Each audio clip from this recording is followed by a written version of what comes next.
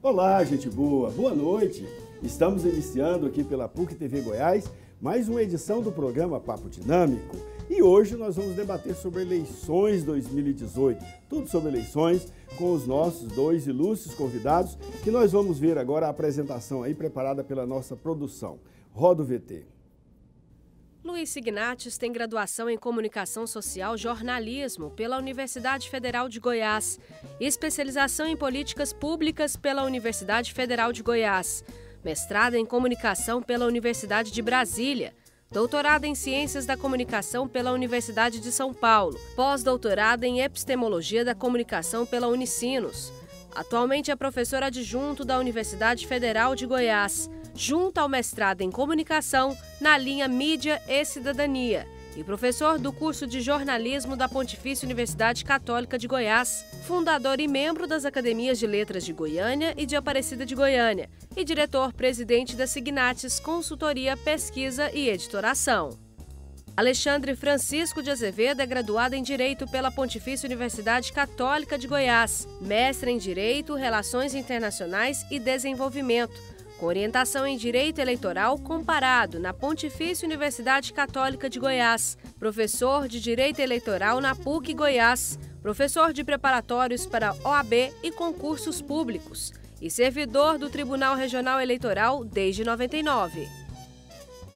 E você pode nos acompanhar também pelas redes sociais, você já sabe disso, pelo Facebook, Instagram, Twitter, sempre lá no perfil do programa Papo Dinâmico e também no canal da PUC TV Goiás no YouTube. Lá no YouTube você pode assistir aos nossos programas que já foram ao ar, pode compartilhar, curtir, né, e mandar sua mensagem para nós. Também nos perfis você pode também curtir e mandar suas mensagens para nós, tá bom? Então hoje nós vimos aí o tema eleições 2018. Nós teremos eleições gerais este ano no Brasil, para presidente da República, governador dos estados, senadores, deputados federais e deputados estaduais. Nós vamos ter mesmo eleição para presidente esse ano?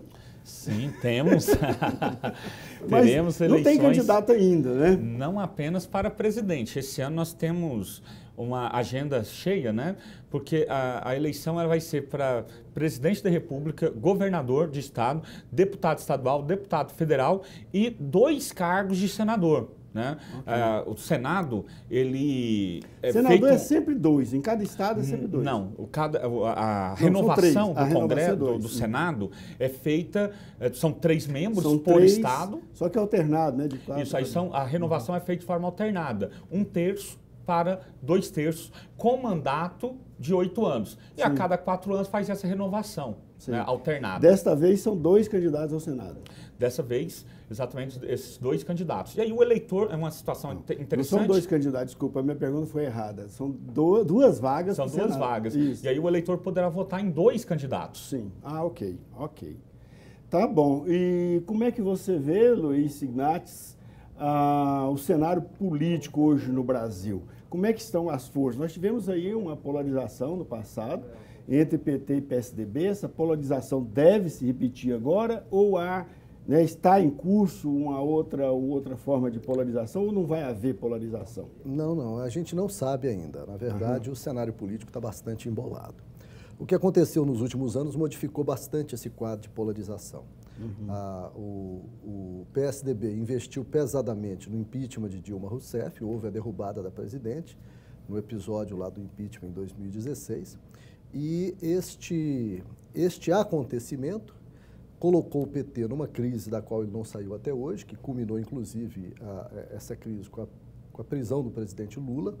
Houve aparentemente uma força... não reduziu as chances do Lula, ele continuou. Não, ele retira nas pesquisas muito bem. A condenação de Lula em primeira e segunda instância pela lei da ficha limpa, e aí o professor Francisco pode responder, explicar melhor do que eu, ela legalmente retira Lula do páreo. Então, assim, houve uma pressão muito grande, uma ação muito grande das forças ligadas à direita do processo político brasileiro no sentido de inviabilizar o PT eleitoralmente. Retirou-se a Dilma, retirou-se o PT do poder e inviabilizou o seu principal candidato.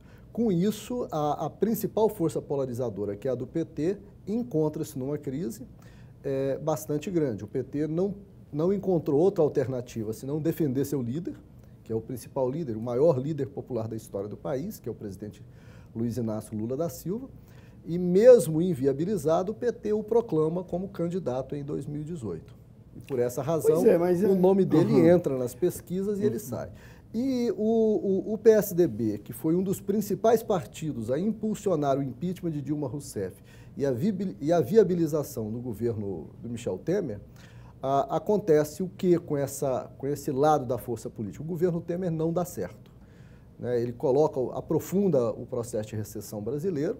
Sim. O Temer cai no nível de impopularidade inaudito para um presidente do país. Nunca houve na história do país um presidente com tamanho de popularidade. Quem sustenta o Temer se ele é tão fraco eleitoralmente, tão fraco popularmente? As forças econômicas do país, que são aquelas que são beneficiadas diretamente pelo governo dele, especialmente o sistema bancário do país. Mas ficou tarde demais para se retirar o Temer. Então, o Temer...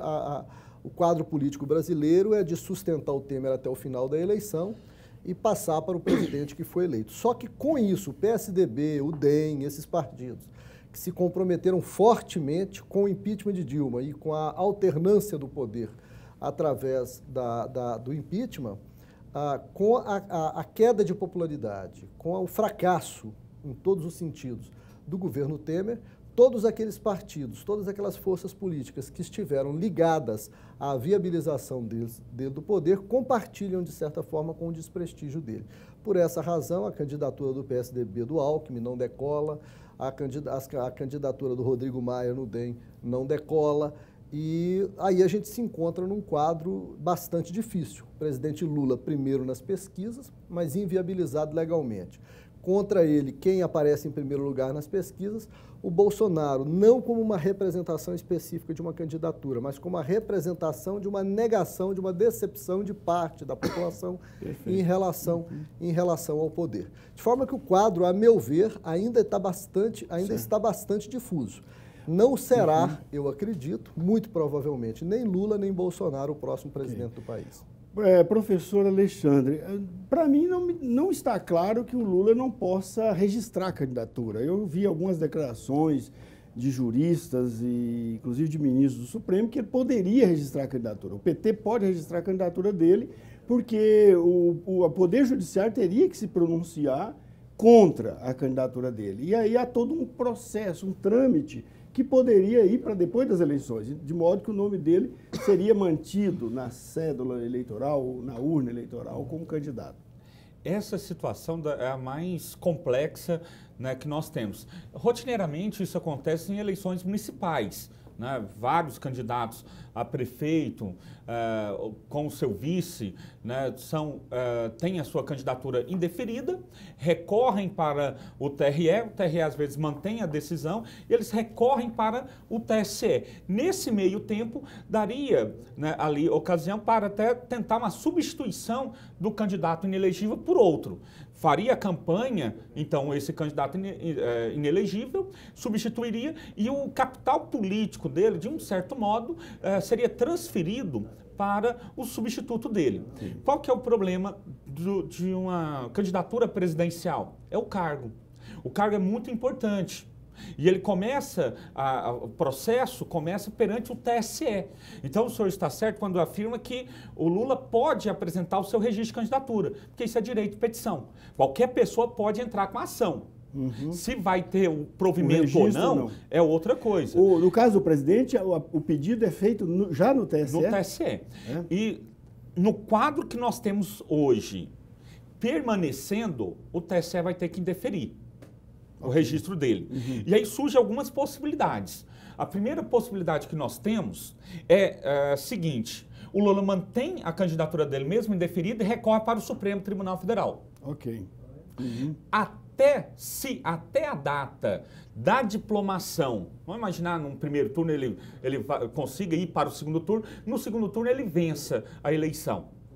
Se até lá, na diplomação, que acontece geralmente em dezembro, né? Até o dia 19 de dezembro, isso deve acontecer. Okay. Se até lá ele conseguir um recurso favorável, uma decisão favorável na ação penal dele, ele se torna elegível e terá o registro deferido pela Justiça Eleitoral, pelo Supremo Tribunal Federal. Temos essa possibilidade. Certo. Se até lá não tiver nada, ele estará inelegível. E aí nós temos outras possibilidades. Ele não poderá ser diplomado, então. Não poderá mesmo ser sendo eleito. Mesmo sendo eleito, não vai ser diplomado. E aí nós temos, o que acontece se o Lula for eleito inelegível? Tá, mas e se o recurso penal dele não tiver sido julgado, nem pelo Superior, nem pelo Supremo, ainda estiver em trâmite, pendente de julgamento,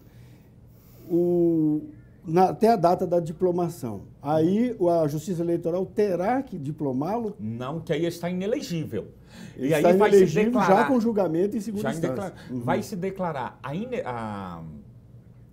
a nulidade dos votos dele, a nulidade da eleição, nesse cenário que ele vença a eleição, isto é, tem a maioria dos votos. Né? Nesse caso, os votos que ele teve serão considerados nulos. Ok. Certo? E aí vai ser convocada uma nova eleição.